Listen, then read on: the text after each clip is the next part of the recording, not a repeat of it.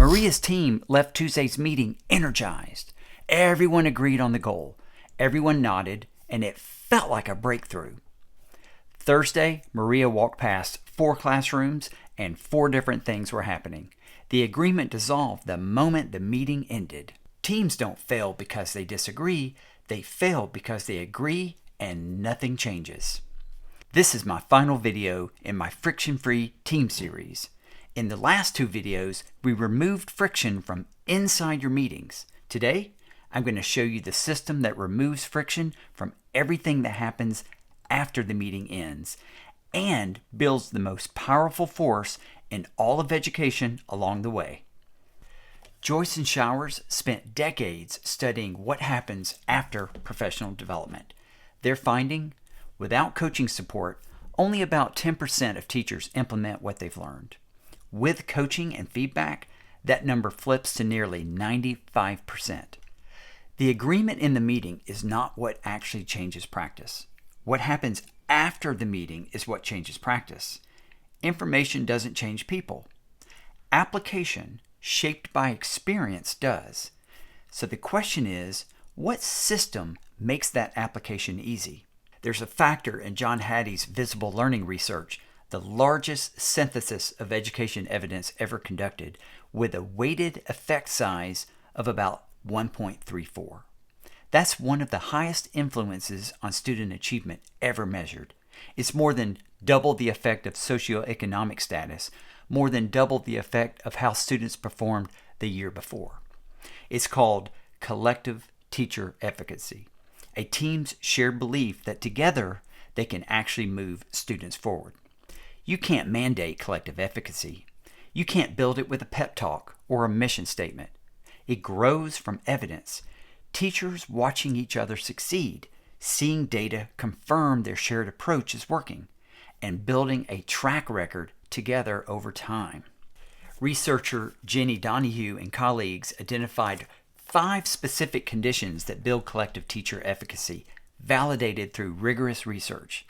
I want to show you exactly how Maria's team built all 5 using one platform. The platform is called Sibme. Seeing is Believing Me, a video-based coaching collaboration platform built specifically for K-12 educators, and it's FERPA and COPPA compliant. Full transparency, I work with Sibme as a freelance coach for teachers, coaches, school and district leaders, which means I know this platform from the inside. And I have to tell you, I'm excited to share this with you. Uploading videos, reflecting, commenting, analyzing practice with AI, it's all easy. The platform makes the invisible visible. Let me pull up the platform and walk you through this and show you why it's an absolute game changer. When a goal lives in a shared system, not a sticky note, not a buried email, it stays alive between meetings. This is a goal consensus made visible. This is one condition that most teams never fully reach. It's not just about trust, it's about transparency into each other's practice. Teams talk about teaching in meetings. Sibme lets them see teaching, specific moments, specific decisions, and respond to actual evidence rather than their own memory. Watch what happens when Priya shares a clip from Thursday's lesson. David's comment came in at 9:47 p.m. He watched, reflected, and responded on his own time. That's not a workaround for scheduling problems. Asynchronous reflection is actually deeper professional learning. Now let's look at what the AI analytics shows alongside this video. This is Sibme's most powerful feature, not because of the technology, but because of what the technology makes possible.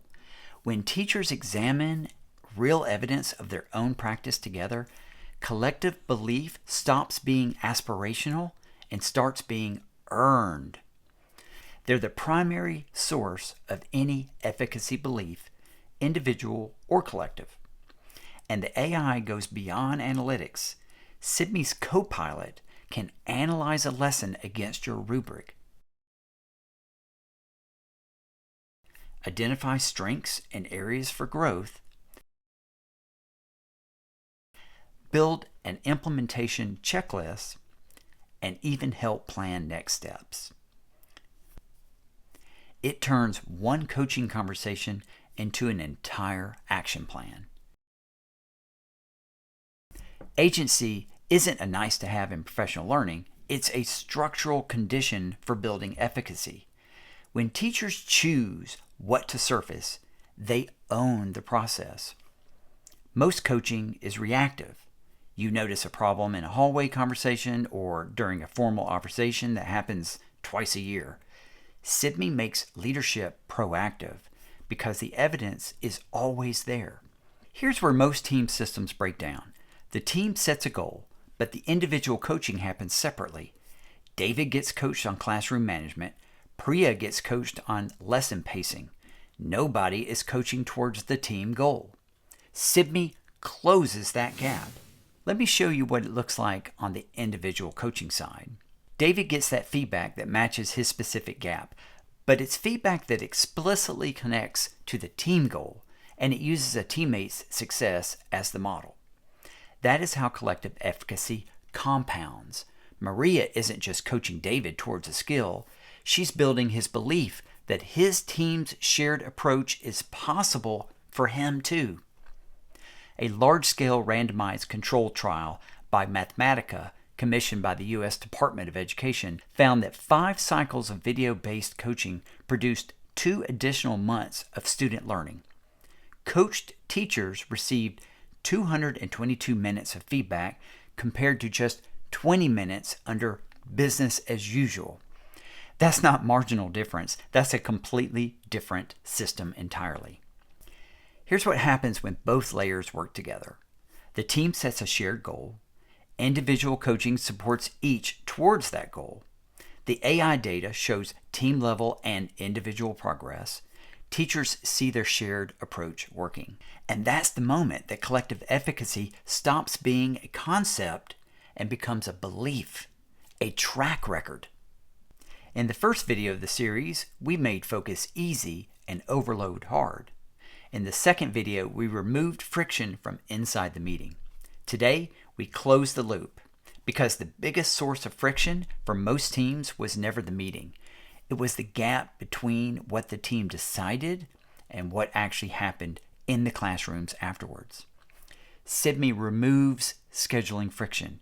It removes subjectivity friction.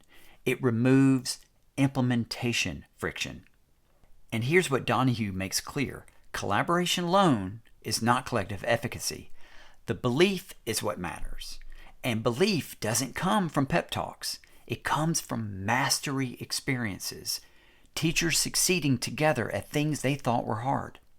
When your team can see each other's practice and see shared progress towards a shared goal, that belief isn't manufactured. It's earned. Don't change people. Change systems. Maria's team didn't build collective efficacy because they got inspired in some meeting. They built it because they had a system that gave them shared goals, shared practice, visible progress, and differentiated support to close the gap between agreement and action. Teams don't fail because they disagree. They fail because they agree and then they have no system to turn that agreement into action. That system is one decision away. Link to Sibme is in the description. They offer a free 10-day trial so that you can see everything I just showed you and much more with your own team. I also put a free collective efficacy audit down there so you can evaluate your team against Donohoo's 5 enabling conditions, identifying your biggest friction points, and see exactly where a system like this would make the biggest difference. Grab it below. Hey, thanks for watching. I'll see you next time.